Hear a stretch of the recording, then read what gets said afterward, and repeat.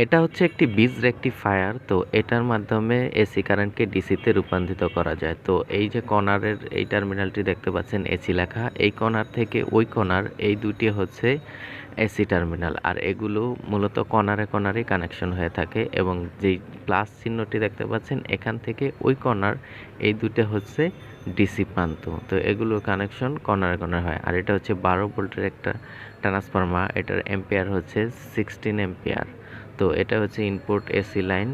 আর এটার আরও দুইটি ওয়্যার আছে, এই যে এই সাইডে যে দুটি দেখতে পাচ্ছেন এই দুটিতে ইনপুট এসি কানেকশন দিতে হবে 220 ভোল্টের লাইন। আর এই সাইডে যেই দুইটি তার দেখতে পাচ্ছেন এই তার দুটি কোনো কাজে আসবে না, তো এই তার দুটি আমি এভাবেই রেখে দেব। আর এই আউটপুটে যে দুটি তার দেখতেছেন এই দুটি তার হচ্ছে ডিসি, এখানে ডিসি আউটপুট দেব। তো বীজ রেকটিফায়ারটা যখন লোডে থাকবো তো প্রচণ্ড গরম হয়ে যাব, তো সেই জন্য আমি একটি হিট সিঙ্ক ব্যবহার করতেছি যাতে করে গরম হলে এই হিটটাকে যাতে রিলিজ করে দিতে পারে। তো এই জন্য আমি এই হিট সিঙ্কটা ব্যবহার করছি।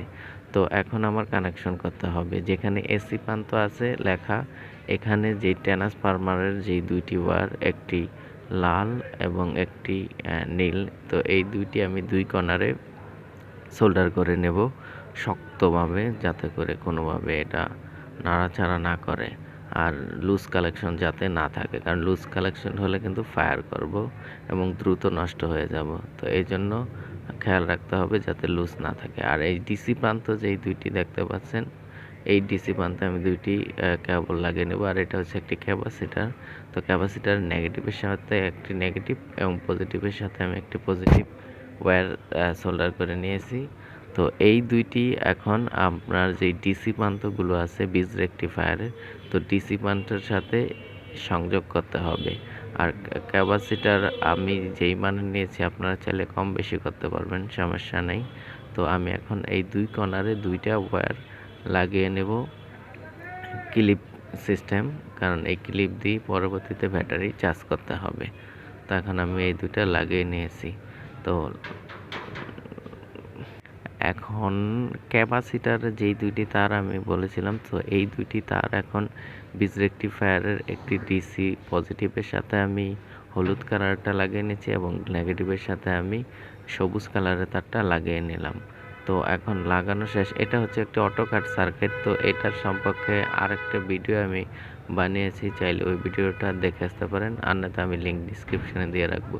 তো এই দুইটি এখন আমি আউটপুটের সাথে লাগিয়ে দিলাম ট্রান্সফরমারের এসি প্রান্তটি, এবং ট্রান্সফরমারের যেই এসি প্রান্ত আছে এই দুটি আমি এখানে কানেকশন করে দেবো। আর আর ডিরেক্ট এসি 220 ভোল্টের যেই লাইন আছে এই দুইটি আমি এখন এখানে একটি ফেজ একটা নিউট্রাল এই ইনপুটে এই সার্কিটের সংযোগ করে দেব।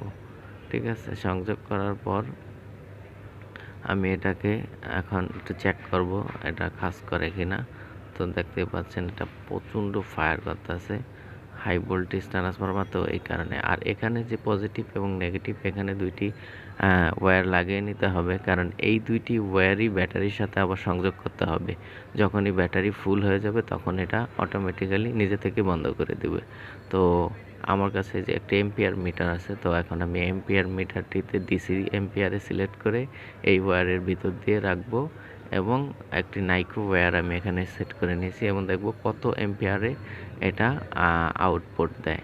ঠিক আছে, তো দেখতে পাচ্ছেন প্রথমে 9 থেকে 7-এর মতো এম্পিয়ারে আউটপুট দিতেছে। তো যখন কোনো ব্যাটারি এটার সাথে সংযোগ করা হবে বড় মাপের তখন আরও বেশি দেবে, প্রায় 15-13 এরকম এম্পিয়ার দেবে। এই ছিল ভিডিও।